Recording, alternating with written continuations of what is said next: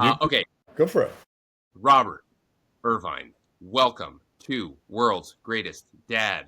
This is a podcast where we talk to dads and figure out what makes them the world's greatest dad. Because by definition, you are the world's greatest dad. That is why you are here. Are you still with us? Are you going to stick around for the hour? Of course I am. All right. Yeah, there you go. That was easy. Yeah, he's not shy about wanting to, Listen, I just strut don't know his if I stuff. fit in the world's best dad category. My girls would say so, I think.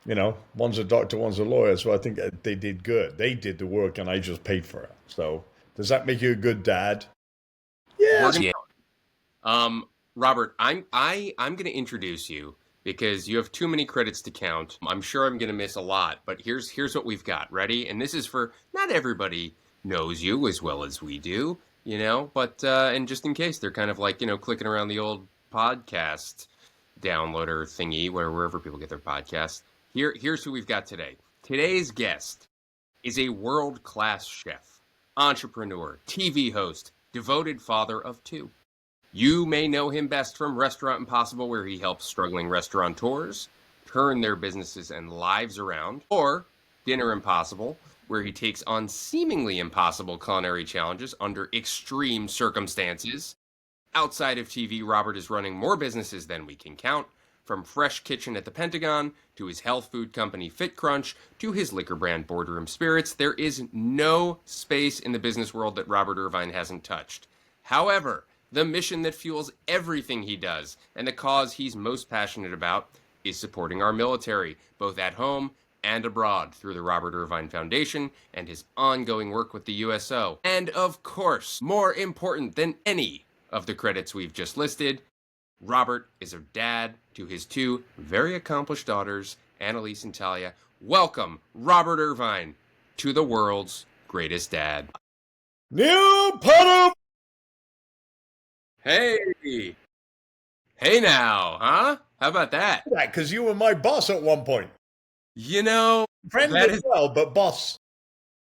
And look at us now. Look at us. But here's the thing. What unites us, this is true. And, Ollie meet Robert, Robert meet Ollie. We're cousins of a sort. Ollie Khan, former host of the Cheap Eats series on Cooking Channel, which, what do we refer to it as? Like kind of the redheaded stepchild of the family, the Cooking Channel?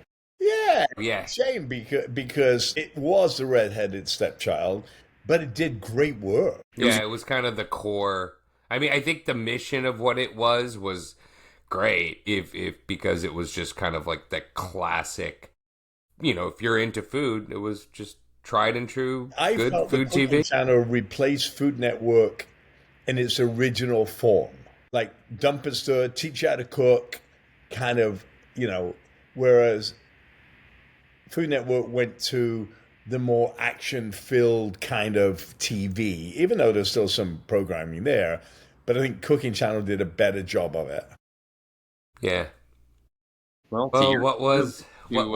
Dad loves ears, Maybe selling it soon. Don't worry. Yeah, we know. All right. Well, here's what the cool thing is about this is, yes, it is true, ladies and gentlemen, that I was the executive on many of Mr. Robert Irvine's shows, and now I'm a freelance guy. I'm out there. I produce different things, and Ollie was a host of a show. None of that matters. What matters is that we all have kids. And it's been a minute, Robert. My daughter is now 7. She's in 2nd grade.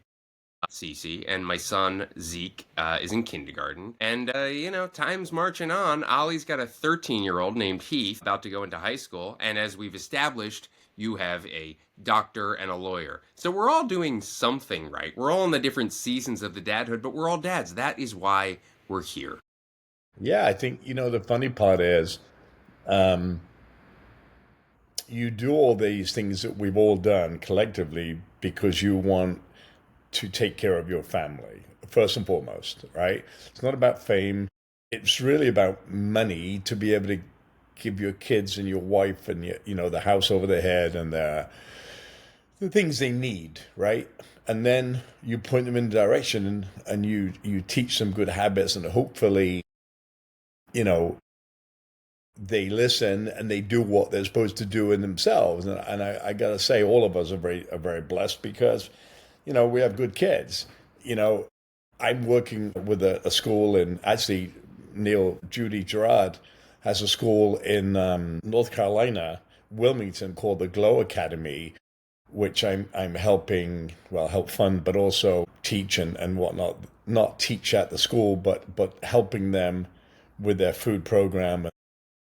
What they do there is taking underprivileged kids and helping them with clothing, with food, with education, and really educating their parents that can't afford that type of school to excel. And I think the average is like 96% success into college, which is amazing to me. So hats off to Judy Gerard. She used to be the head of Food Network, actually, before I was there, but doing great things. And again, that goes into the kid realm of how do you take children and make it better for them, not only our own, but others along the way. Well, I want to go back. I want to go back, and we can go as far back as, when you were a kid. But I at the very least want to start with you. You were a young chef coming up, and we have to hear some of your stories from the Atlantic City days, please. But you've got young kids at home. You're trying to figure out, what is this? I want to build businesses. I want to create a future.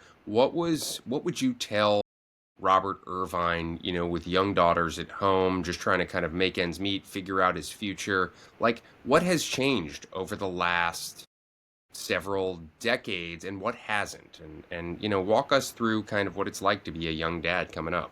Before any of this, I was in Jamaica, where my ex-wife Karen got pregnant with Annalise, who's now 28 and 8 months pregnant, by the way, living in Baltimore, John Hopkins. But before that, it was really about fun for me. What do you do? And then you find out, oh, you're pregnant.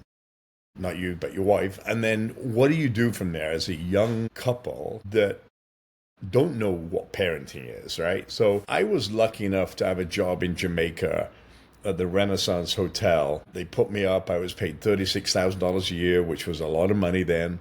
I was having a baby. I sent Karen home to Chicago 8 months into the pregnancy because I wasn't sure about the healthcare in Jamaica. I didn't want the baby to be a Jamaican citizen, although there's nothing wrong with that. I just didn't want it. So she went back to Chicago, and I stayed there for another 4 or 5 months till my contract hit a year. So they would repatriate me. I got a job in Atlantic City, which was for $55,000 a year. Lived in a hotel, Trump Taj Mahal. I lived in a hotel with a young Annalise Irvine, who cried most of the time. And I would work from 6 in the morning till 12 at night every day. It was a brand new opportunity for me. It was a big hotel. Lots of people doing, 784 million a year in revenue, but only 15 in food and beverage. So I would get up in the morning from the room, go downstairs, go back, kind of. My thought process was for me to learn, because I'd never worked at something. Yes, I worked on cruise ships and I'd been in the Navy and I'd done the things, but never this magnitude of food outlets. There was 15 food outlets and then banquets, and I was a number two person. So for me, it was all about how do I make more money and learn at the same time. Then we moved to a little place in Brigantine where I met Shane Cash, who's now been with me 30 years, one of my corporate chefs now, still to this day, but we both worked at Taj Mahal. So as a young dad, and I would say, and people might not like this, but I'm going to tell you, I didn't enjoy the baby stages of babies. Sorry, I didn't. I would finish work, once I moved out of the hotel and lived in Brigantine, I would put a Baby Bjorn on and walk at midnight for 2 hours on the beach because the baby, Alice, couldn't stop crying. To the point they got smart that I put a jacuzzi in the bedroom and put her crib by it just so there was noise. But it really was, I was an absent dad. Yes, morning and night, get it. But I was an absent dad because I was trying to produce money to take care of a family. We didn't have a car. That job afforded me a car. But I worked 18 to 20 hours a day. So I didn't enjoy until Annalise got to about 2 years old, and that's where she became a real human being to me because she could walk and gurgle and talk kind of thing. And that's when I started to enjoy the childhood. I was just busy trying to single parent working for obvious reasons because mum was working but taking care of Annalise at that time. And I just wanted to make a better life. And that's always been my driving force because I come from a very poor family. So I know what poor, I know what cold, I know what hungry is, and I've never forgotten that station of where I come from. And I never wanted my kids, even though I had a lot of love in the family, I didn't want my kids to go through almost chastising, bullying, if you like. You don't have a bike, or when I was at school, kids would be that kind of mean. And I never wanted my kids to go through that. So work was a constant for me to try and give them what I didn't have. And tell us a little, because I think if I remember correctly, you got into food for that reason, right? You wanted to be able to feed yourself and sustain yourself. And so how did, learning to cook out of necessity lead it to become your passion and your career? My mother and father. My father was almost point of an alcoholic when he came out of the army. He passed away 12 years ago, but I'll get into that a little bit later. But he was a painter and decorator when he came out of the military on building sites, and if it rained, he would go to the pub. My mother worked in a store for many years, paint and paper, like A.G. Stanley store. So when she went to work, for the most part, I went to school. Then I decided not to go to school and play truant and drink my dad's beer. I think for me, it was cooking when she was at work. Whatever was in the pantry, I would start to cook. So she didn't have to cook when she came home at 6 o'clock at night, meaning we wouldn't get fed till 7:30. So I think that was the fun part. Then I started to really enjoy it, and I joined a home economics class when I did go to school. 30 girls and me, and I thought, girlfriend. But when I made my first quiche Lorraine, it kind of changed my whole process of thought, thinking that pastry, eggs, bacon, onions, a little cream and cheese could fulfill somebody's hunger. And it fascinated me, and I fell in love with it. My dad was not a big believer in servitude, meaning when I joined the military, because I got caught drinking at home, that's the only reason I joined the military, by the way. My mother marched me to the recruitment office at 15 and a half years old. When I joined the military and I took my exams, was 1 being the highest in English, 5 being the lowest, and the same with maths. I got 5.5, so I wasn't exactly the smartest guy on the pack. And they said, you're going to be a cook. And I just said, yeah, great. This is exactly what I want to do. And I excelled in it. There was something of being a young kid going to the Falklands on a warship to a war as a young kid that was cooking. I had what we call a sea daddy that took me under his wing and showed me some things. But you have to understand, when you go on a warship, you go into a war zone, you're not a cook. I was actually resupplying missiles, putting 6 chaff missiles, or 8 actually at the time, unscrewing them and screwing them in like a plug at home to make sure they could go. Well, I think only half of them were plugged in because I was scared to death. It was wet, wearing gloves.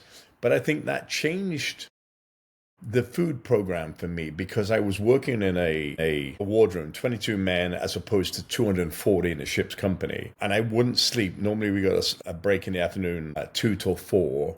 And I wouldn't sleep. I would make cakes and scones and stuff to lift morale on the ship, which, by the way, is still in Her British Majesty's Navy, or His Majesty's Navy now, in the afternoon. It's a thing that's happened forever. I think that's what food, when I started food, it was for a girlfriend, then it became bigger than that. Just like you were in the Falkland War. Like that's crazy. I watched that in The Crown. That's amazing. Yeah. I mean, you've literally worn 28 days, but it was there. Whatever. Yeah, that's more than I got. I mean, you've literally worn a lot of very, very impressive hats, and I don't think we've ever had anyone on the podcast who could say they've had a franchise series on Food Network. How did it begin? How did you break into TV? What was Robert Irvine's big break?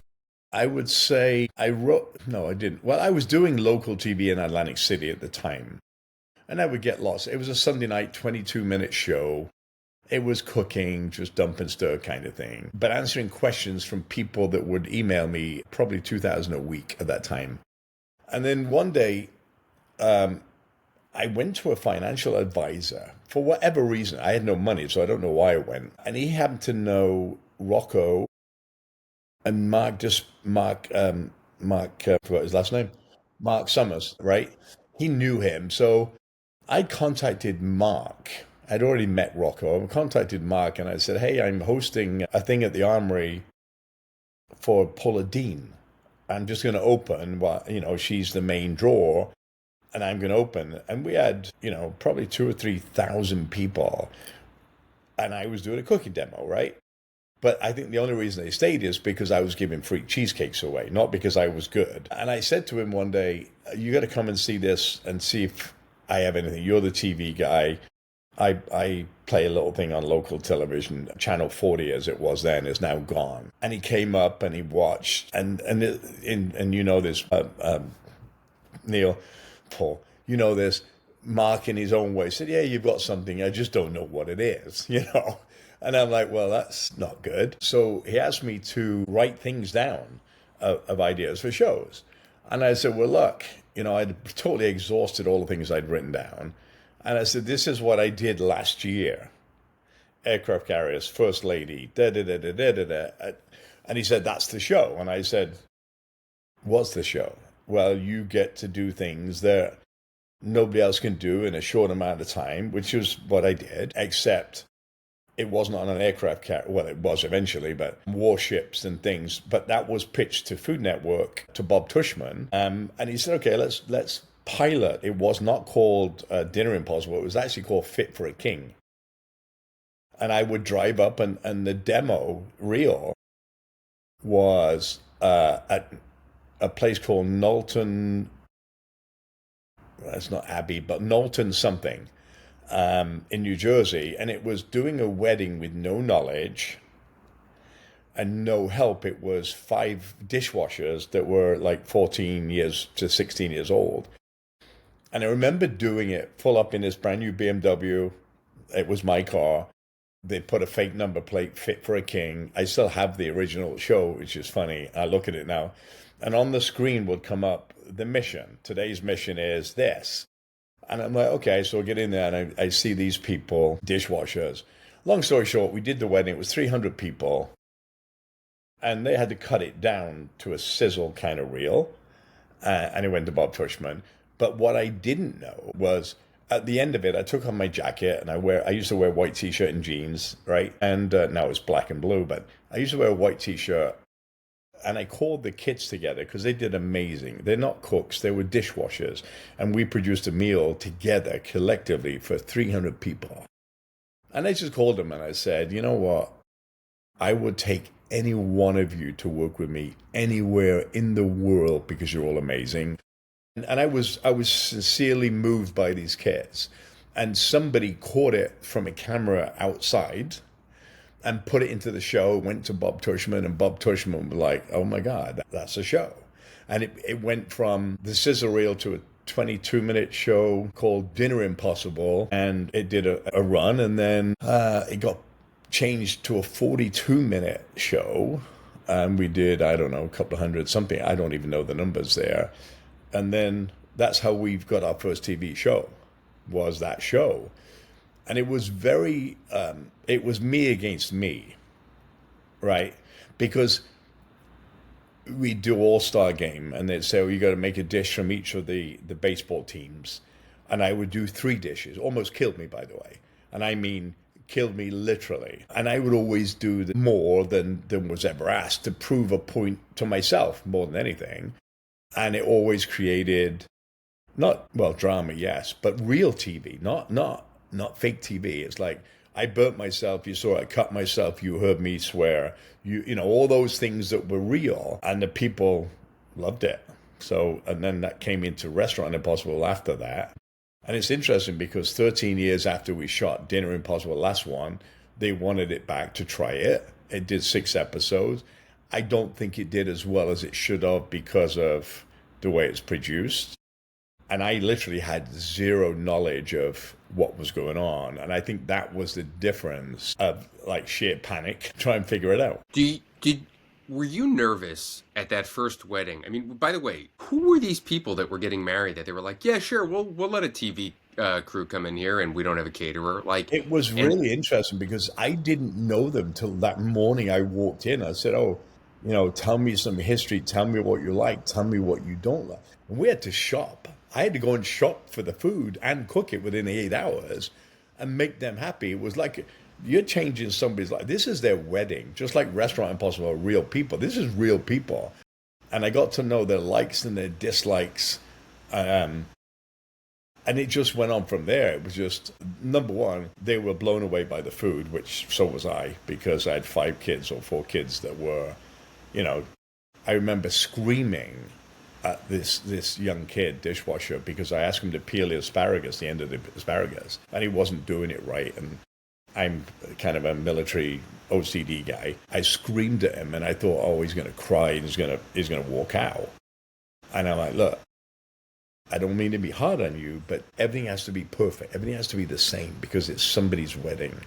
It's not about TV for me. I don't care about the cameras. They're just there. But we're doing something for somebody. And I think that was, again, another point in leadership skills being taught in the military, but also understanding people. do you still get nervous when you walk into an event and you're performing or you're catering or, do you still feel, or do you, because you've done, I'm going to have to estimate thousands, if not tens of thousands of events, dates, lectures, demos, TV shows, when it's all said and done. I mean, how do you keep that kind of beginner's mindset, and keep it fresh every time you show up? I think there's always an element of fear. No matter, look, we get calls, and this is not an ego brag, we get calls from the president for the last 6 presidents, right? And say, oh, we need to do a dinner in Norfolk for 2 aircraft carrier families because they're deployed, or a Coast Guard station up in, New York, or 29 Palms, or the Governor Shapiro. We get these calls every day. In fact, tomorrow I'm leaving for Panama to cook for 5 kids from every country around the world on a tech summit with Dean Kamen. I've got the team there already there now, and we're cooking for every style of food from every country in the world. It's the first time in history we've been able to do this, where everybody, Iran, Iraq, Russia, China, they're all here for a tech summit. They've got nothing to do with politics. They're talking, the young kids talking about tech. Am I nervous? Yeah. Number one is the language barrier in Panama. We're taking the convention center. We've got food coming in from vendors that we don't know. There's always a fear factor. But I look at this. I have a great team. We have a plan and we execute the plan. It's no different to the military modernization that I'm in right now with all the joint force. What does that mean? Since 1936, food has not been changed. It's been modified occasionally, but this is the biggest change of food in our military since pre-World War. So do I get nervous? Yes, I'm sitting with people smarter than me, but I know my craft. And I think that's what keeps us sane, with a little bit of fear there, because I think fear is good. But we and the funny thing is, and you know this, you know me, Neil, so when we finish something, we always go back and dissect what could we have done better.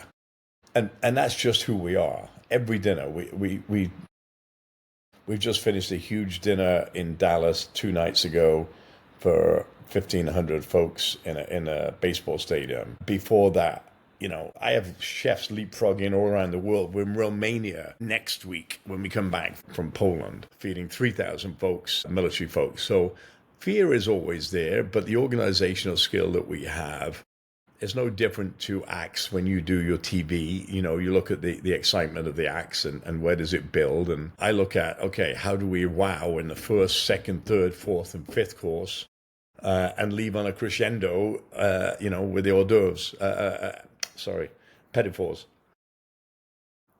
I don't know. Yes, it is the answer to the fear. But it's a healthy fear, not a bad fear.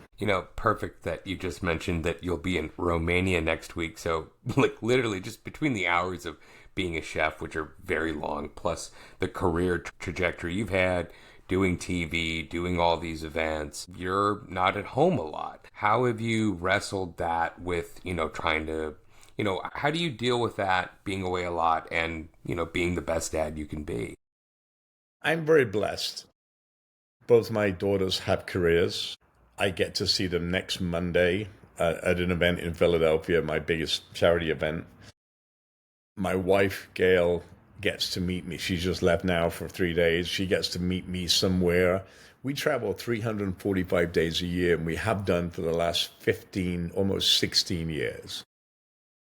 In between getting TV and everything else that we do, we have 18 companies, from drones to clothing to food to nutrition to self-ordering platforms, backpacks, you name it, we're in those worlds. And the modernization of food, which takes me a lot of time. And we do that, by the way, for free, right, through the foundation. It's a legacy play for me to make a difference. How do I fit that into the family life? Sometimes it's tough because, my girls have their own life. Gail has her own career.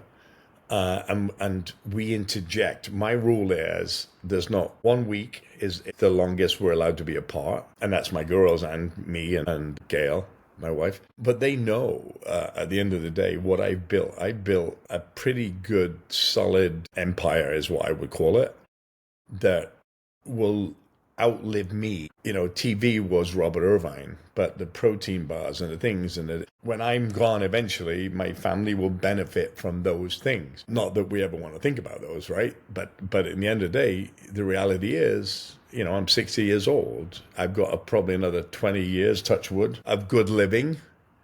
I work out every day, so 20 years, but I want to set the family up. And my foundation, which is my biggest thing right now, the family are all doing great, but it's tough sometimes because you sacrifice, time being at home. But what I do with that is I switch time being at home for time being in Romania, Germany, Italy, Iraq, Afghanistan. So I took my wife to Afghanistan in the middle of wars just so I could see her. And people say, well, that's kind of reckless. It is, but if you don't know my wife, it's not, right? So I think there is sacrifice to all the dads out there. And I watched a podcast last night with a good friend of mine, Mike O'Hearn, who's a big bodybuilding guy. He plays He-Man on some movies and all those kind of things. And when I'm present at home, and this is what I got from him yesterday, and I couldn't agree with him more, and I texted him and said, this is so cool because you can be at home and not be present. Being present means throwing that ball to your 13-year-old kid, being able to do it because you're fit enough, right? And you're not sitting on the sidelines. So being present to me is phones in a basket at my front door and getting after it with the family and being totally involved while you're there instead of being on the phone, being on the computer, and then watching TV. And we don't do that. When we're together, we're doing things together. Nobody calls me unless it's the chairman of Joint Chiefs or SecDef. Being in that moment is more important in 4 days than being around for 30. Well, that's I'm so glad you said that's where I was gonna go next, is because something that I think and I know a lot of people admire most about you, in addition to your work ethic and all your credentials, is your ability to be. You have that thing. You have that thing that whoever you're talking to, whenever you're talking to them, you make them feel like the most important person in the world. And, is that something you always had, or did you No, kind of develop it over time? no. And if you came in at such a great time, Neil, because I was a completely different person in the beginning. When I started TV and even work, I come from a hard growing up, right? We'd been homeless, we'd been hungry, all those things. And you put up this facade of toughness. And sometimes it's not a facade, it's real, right? Because you've got to survive. It's survival mode. You've got to do what you've got to do. And when we started Restaurant Impossible, I was a pretty tough, there's another word, tough is one, but kind of detached from life. I'm going in, you screwed up, I'm going to fix your life in 2 days. Don't talk to me. You failed. I'm going to show you. And then there was a turning point for me in the show where I did a restaurant, and you may remember this, where LJ was the kid, 300 pounds, autistic, one of 3 kids in the world had a rare genetic disease. And the mom gave me an envelope at the end, if you may recall, you may not, and it was they were being evicted from their house. And I called Mark Summers, who wasn't there. I called him, I said, give me 10,000. He said, why? I said, I told you, don't ask me why. I give 10,000. We paid off the mortgage so they wouldn't be evicted. They later sold the restaurant and made money, which is a win for me. Got out of debt. They still have a very small one now. But LJ died 2 years after that show. My daughter was 16 old. And I never forget, I broke down and cried. And I'm supposed to be the tough guy, right? I literally cried on camera and said, you know what? Family is more important than any of this. And I want to pay for the house so that LJ can die in the house that he grew up with. And that is so I have a live show that travels the world right now. That clip is in my show and will never be removed because it was a change of me being this hard, don't care. Well, I did care, but wasn't interested in your thoughts, to if you look at the softer version when you came in, where I'm actually listening, which has helped me tremendously in business, where I listen more to the person that I'm talking to. What was their initial idea of the restaurant? Where do you think it went wrong? All those kind of things that if you look at the ends of the restaurant, and it's so funny because it's playing right now, and I have people from Brazil and all over the world emailing me every day saying, you're softer here.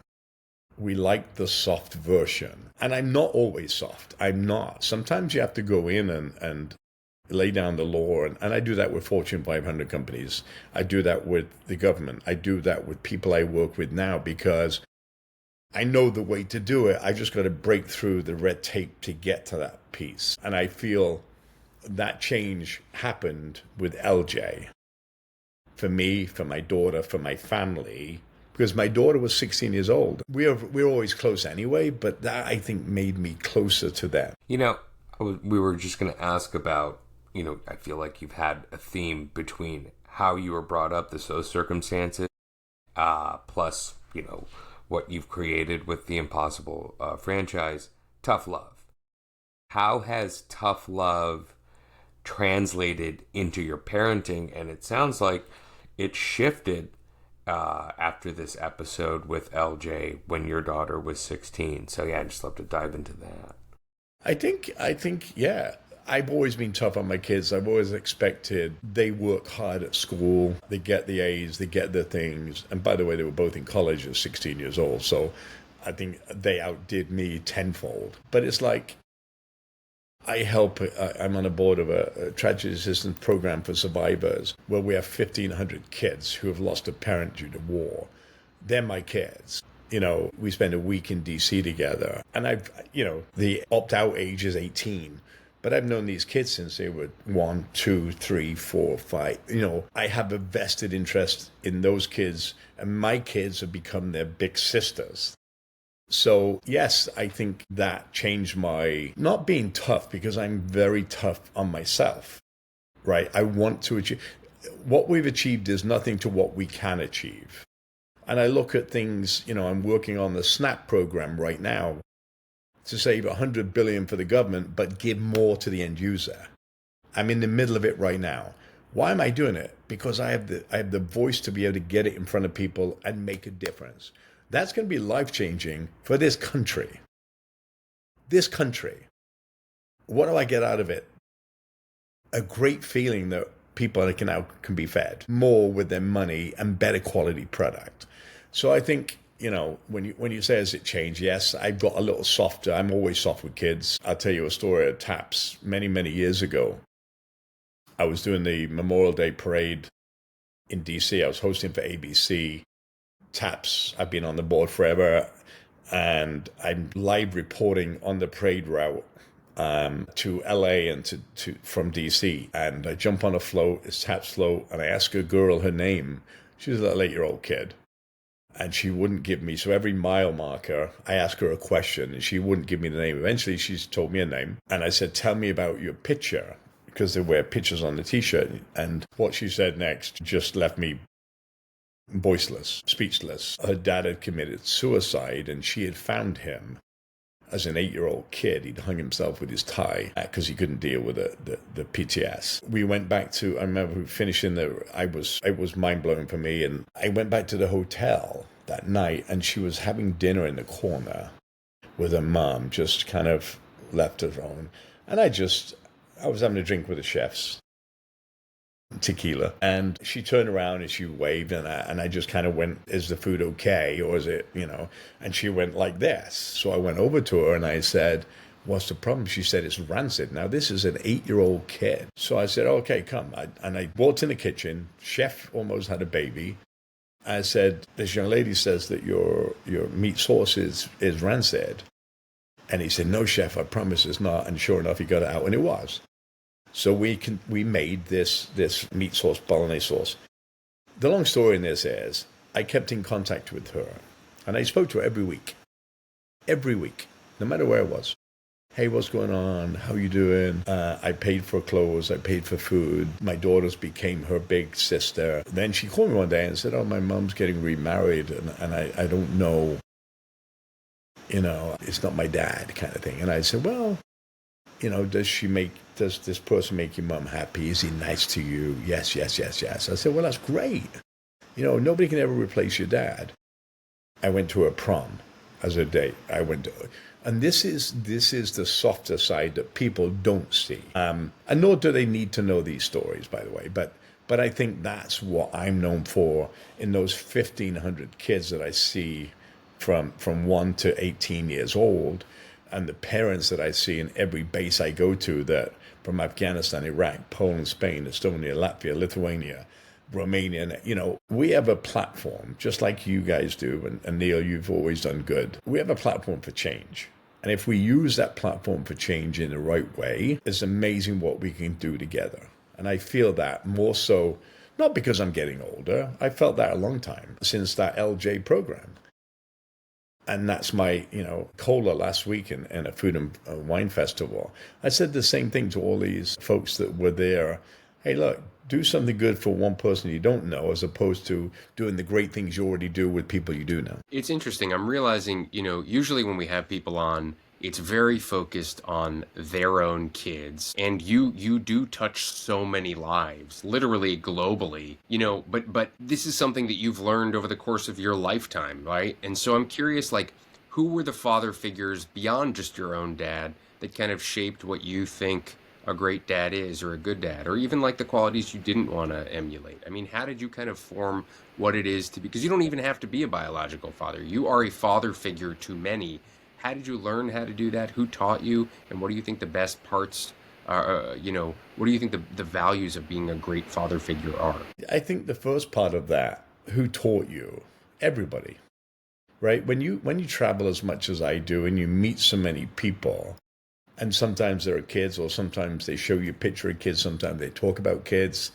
NASCAR, we go to NASCAR because we have restaurants there, and it's always a family day with military NASCAR drivers, but kids. And I think they're not my kids, but they are my kids. I've been to, burials of service members, and I see the kids. I've been in restaurants that the kids are suffering because, we're fixing the restaurant, but they chose not to be in it. And if you remember, there was a young lady who wanted to be a nurse, and she couldn't because she was tied to the restaurant. I paid for that. I paid for that college because I don't want to see a dream not happen because it's beyond their thought process or their parents' thought process. I think there are many. I learned things from people pumping gas, sweeping streets, and very, very rich people, by the way, too. Not everybody that has money are in the same category, right? I'll be with the Bezos family tomorrow. How do you talk to the folks? How do I talk to, I'm with next Wednesday with the Undersecretary of Family Readiness. How do we feed people? How do we exercise people? How do we get rid of obesity? How do we help people pay their bills? I think there's so many, and I can go on for days on this. There's so many people that influence our life that you don't know until you meet them one day and you watch them throw a football or kick a ball or have a beer at a bar one day, and you're gregarious enough to talk to them and listen. And I think that's the biggest thing for me. And again, you know me a long time, Neil. So I think listening has become a great skill for me instead of talking, listening.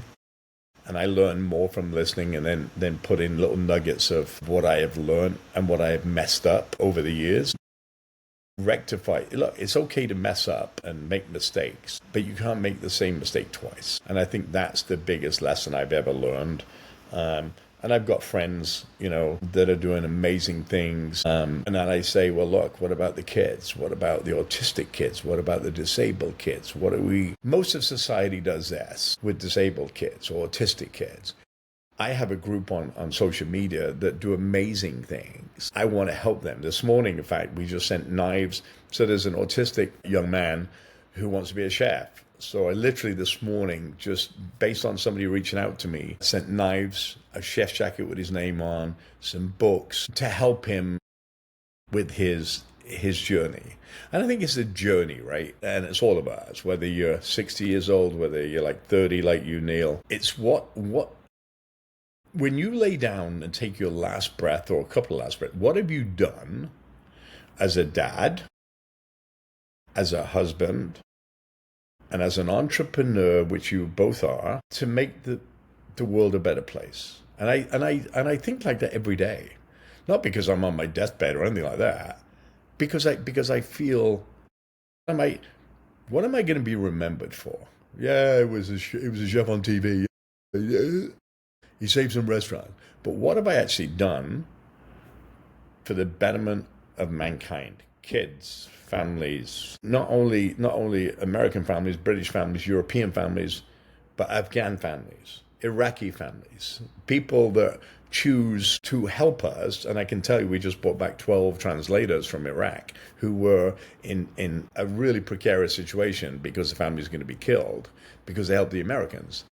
So now we relocate them here, even with all this stuff that's going on with the government. We've relocated them and got them in schools, and that's Dave Goldfein, who was a chief of the Air Force, who started doing this, and I one of my dearest friends, and I can't believe that we're doing these amazing things, again, for kids, to give them a better life. So it goes into the whole, best dad in the world.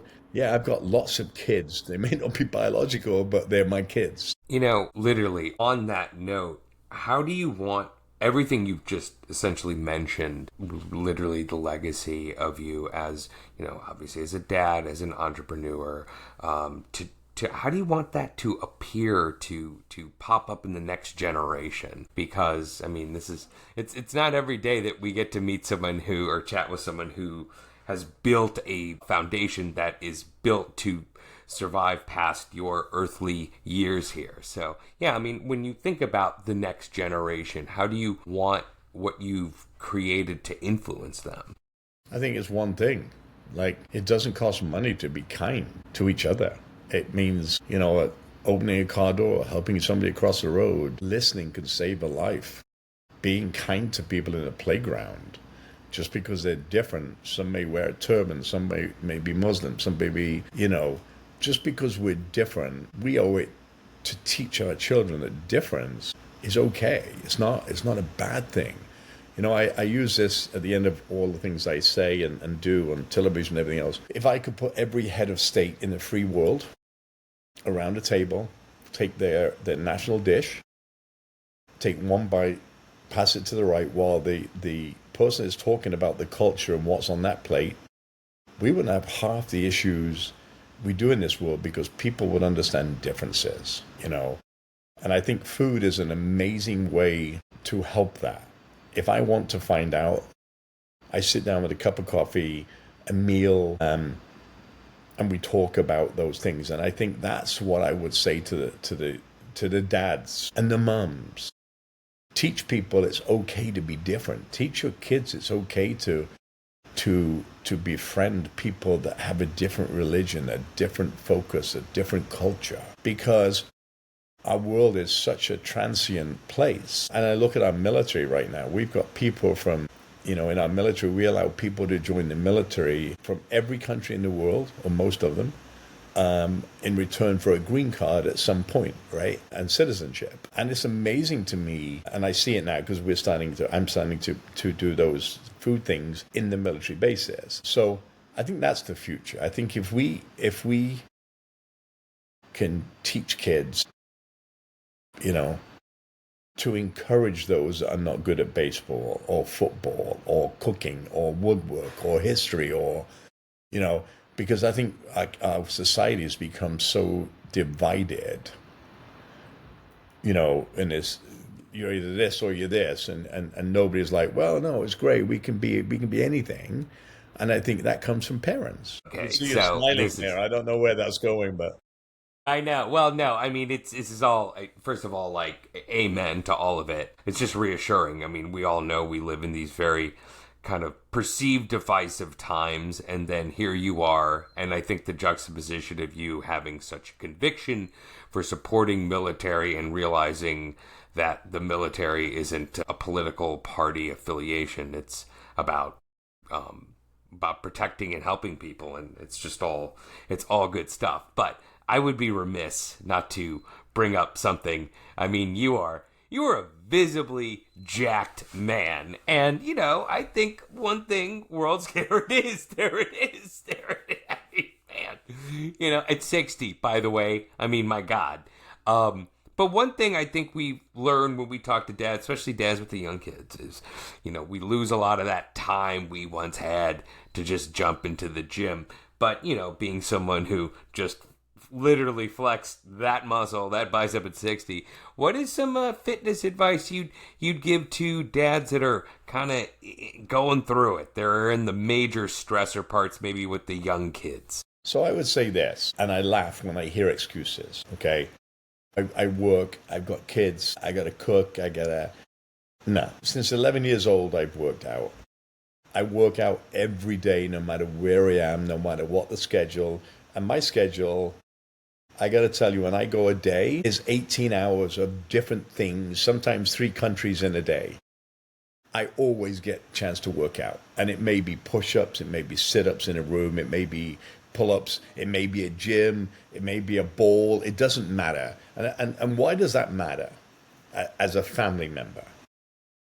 It allows you to separate from this and this. This is 1 hour of your time that you get to recharge, whether you work out, and we have a rule in our companies, and everybody has to work out an hour a day, and we don't have hours of operation, because if I get a call at 2 o'clock in the morning from Korea, Justin gets one at 10 minutes after I get it. You've got to work out 1 hour a day for yourself. It allows you to de-stress. It allows you to think clearly and make decisions fast when you have a clear thought process. That's family driven, and it's business driven. And for me, every day when I'm home, I work out, I sauna, I cold plunge. I'm ready for the next day. And it helps clarity in thinking, decision making, all those things. Because we all get tied up in, and you just said it, we all get tied up in families with Missy doing dance practice, Johnny doing swim practice, and work, and 9 out of 10 times 2 parents work nowadays to make ends meet, right? And then you've got to have time with your wife. And I think, look, for me, there's a schedule for everything. And I don't mean it hard. Oh, by 8 o'clock we got to kiss, 12 o'clock we got to go to bed. I don't mean that. What I mean is there's a semblance of, okay, between this time and this time, I want to work out. And sometimes, like tomorrow, I travel at 5. I'll work out in the daytime. I get my wife time, even though it may be FaceTime because she's away now. I think it's scheduling. It's just like I say when people say, oh, I don't have time to make healthy meals. It takes you 20 minutes. Prep on a Sunday, plan your menus, shop, and it's 20 minutes. And if we do that in life, and I know things get thrown in the crux of things, things happen. Johnny falls down, got to go to hospital. I get that. But that's not every day. So I think you got to prioritize yourself, mums and dads, by the way. There should be, and I've proven this scientifically, mums have to have their friends. Dads have to have their friends. and at least time on their own, and then they come back together, it makes the marriage a lot stronger and parenting a lot stronger because you've had the time away, you've worked out. When I go to the gym, Gail may be doing Pilates or whatever, or she's at the gym with me. That's a time that nobody's calling me, unless it's really important. So I think that's part of it's been my staple forever, even on the road. And we start filming at 8. I've been in the gym at 6. Yeah.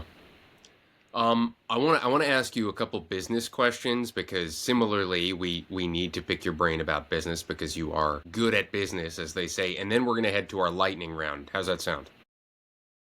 All right. So I want to come at this from two different places. What would your advice be to someone who really wants to start a business, wants to be an entrepreneur, but doesn't know where to start?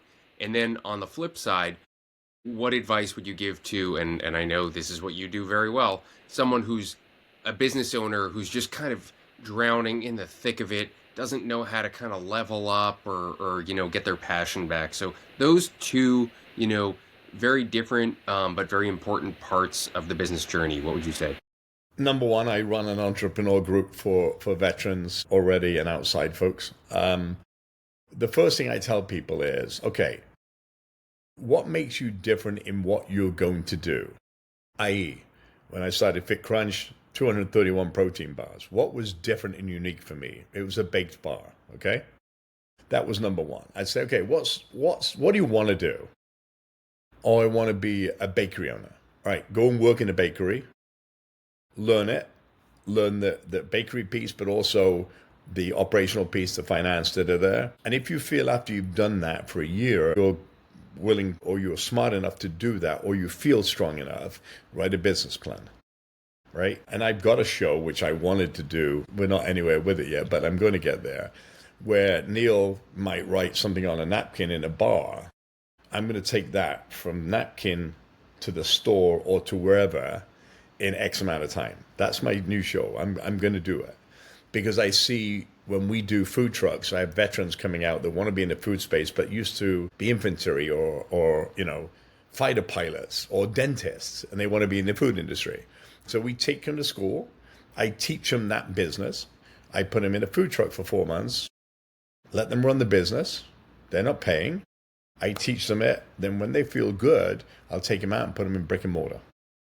So I think it's understanding what business you go in. And I'll give you another one. Special Forces guys just come out of the military right now. Drones are the big thing. We own a drone company, but there's no way of early detection for drones. This guy has just developed a 400-meter acknowledgement there's a drone coming your way. You've got 3 minutes to move, right? It's a great investable business based on the golden dome of ICBMs. So again, the business plan, what makes you unique? That's a very unique thing. We need it. It's needed. If you're going to say to me, oh, we need another shampoo, I'm going to say, well, you're going to go against Head and Shoulders, Johnson & Johnson, all these, and they will buy you off the shelf before you even start. For those that have been in the business, so work in the place you want to at least think you want to go to, understand it, make a business plan, then you can find somebody like me, and there's plenty of people out there that do it, to take your dream to reality. The second thing is, if you want to scale a business, and I laugh because now everybody's gone into leadership, everybody's gone into podcasts, everybody's gone into, right? That's just the way the world is. And by the way, podcasts and influencers are making a lot of money doing it. But if you want to scale that, it's not the people you have, it's the distribution you need, right? How do you get in front of people? And for me, we have 18 companies. We just got a new company called LLH. We are now doing head of Dick Clark Productions. I've just hired him and partnered with him to create content for. So he used to do the Golden Globes, the VMAs, all those kind of things. We're going to do that on a different scale within the military and outside of that. That means podcast content, live shows, display, all the things that come from around what I do. So when I started scaling, my core competency, and this is where you need to think of in general, core competency is food. Then what comes off food? alcohol or drinks.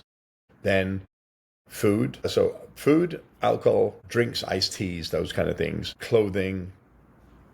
And then you start making this spoke around, but it has to come from your core competencies. So, for example, if I said, oh, Robert Irvine is going to come up with a cologne, nobody's going to think of Robert Irvine as a cologne, right? So you have to think that it's got to be real enough for you, and I incorporate those, and I incorporate partners to make that scale, whatever that is. I didn't tell, I mean, we're into clothing, military clothing, we're into uniforms, we're into backpacks, we're into boots, we're into bomb suits, I'm a chef. That doesn't kind of go into that world, but then you partner and you hire people that are smarter than you in those areas, right? Joe Rogan is a prime example. I've got another one, Mick Unplugged, who talks about leadership.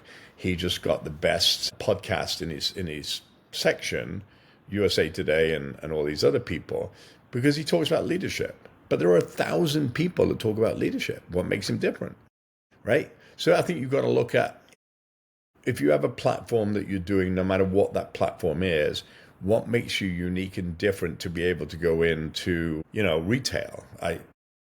T-shirts. I make T-shirts. Why? Because they're very different. They're not just a $4 T-shirt. They're a $29 T-shirt, but it has fabric in it that doesn't sweat. It can stop a blade. It can seal a wound. All those kind of things that make it unique. And I think when you scale something, what makes you different? And sometimes ego gets in the way of, oh, I can do this on my own. No, you can't. Because there are 1,000 people out there smarter than me, than you, and them, and whoever. And sometimes you say, and this is the biggest something I've learned. 10% of nothing is nothing. 10% of 200 million is a lot of money. So if you bring somebody in that can, and I'm just using you as an example, right? Just because we're here, or me. If I bring somebody into a T-shirt company who can distribute more than I can, then I don't mind giving you 10% of it because it's worth it. Or can I move, the Best Dads podcast to a bigger platform that's now hitting 100 countries and not just, that makes sense. Because as you start to make money becomes irrelevant if you can't scale it. Right. In my opinion. Best in the biz, like always dropping the best advice. Are you ready for the dad lightning round, Mr. Robert Irvine? Are you ready? I hope you're ready. Ollie, take this guy through the lightning round. There you go. Man, I'm ready to get the knife-proof T-shirt. Let's just, $29, that's a deal. Wearing it right now. All right, Robert Irvine, it's time for the dad lightning round. Here we go. Parenting advice in 5 words or less. Listen, learn, direct, follow up, and listen again. There it is. Choose a superpower. Super speed or super strength. Super strength. I could have seen you say super seed because I think you've got super strength, but always looking to get stronger. All right. Super strength. One book every dad should read besides your own. Wow, that's a good one. And I'm going to give you, I've just got to remember the name. Same kind of different as me. Same kind of different as me. It's going in the list. All right. Oh, this is going to be a good one. Go-to cheat meal.